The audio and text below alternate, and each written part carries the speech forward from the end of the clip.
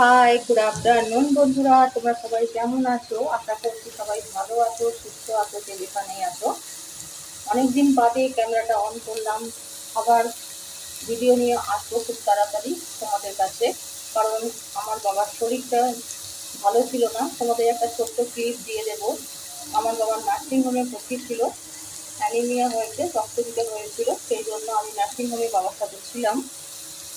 এখন একটু ঠিক আছে, স্টেবল আছে ব্যাপারটা। আমি দেখো আমার বাড়িতে ফিরেছি, রান্নাঘর থেকে বুঝতেই পারছো শুট করছি। চলো তোমাদের সাথে শেয়ার করি আজকে কী কী রান্না করছি।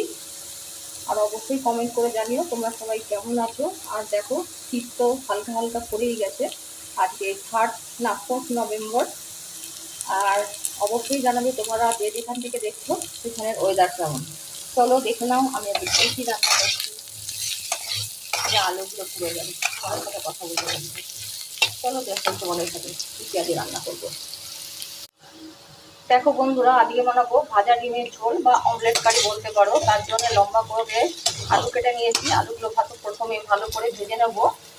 আর দিয়েছি, প্রথমে ভেজে নিয়েছি ডিমের অমলেটগুলো একটু ছোট ছোট করে কাটা হয়ে গেছে। এগুলো ঝোলে দিলে আবার বড় হয়ে যাবে। আদা রসুনের পেস্ট করে রেখেছি, টমেটো পেঁয়াজ কেটে রেখেছি। আর বানাবো ফুলকপির ডালনা।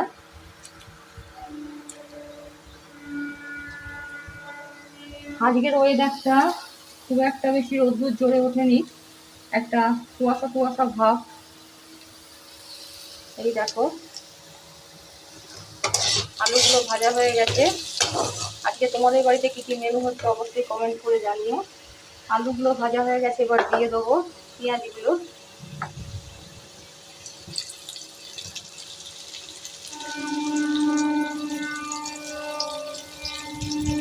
চলো রান্নাগুলো আমি দেখো বন্ধুরা তোমাদের সাথে শেয়ার করবো বলেছিলাম আজকের লাঞ্চ মেনুগুলো।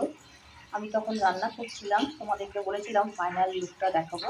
এই যে দেখতেই পাচ্ছ, এটা অমলেট কারি করেছি আলু দিয়ে। হ্যালো মতো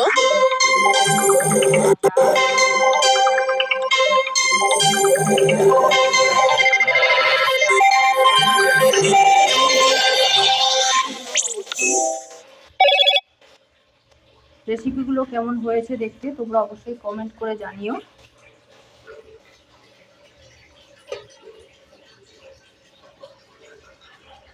চলো আমরা লাঞ্চটা সেরে নিই, তোমাদের সাথে আবার পরে দেখা করব। এখনের মতন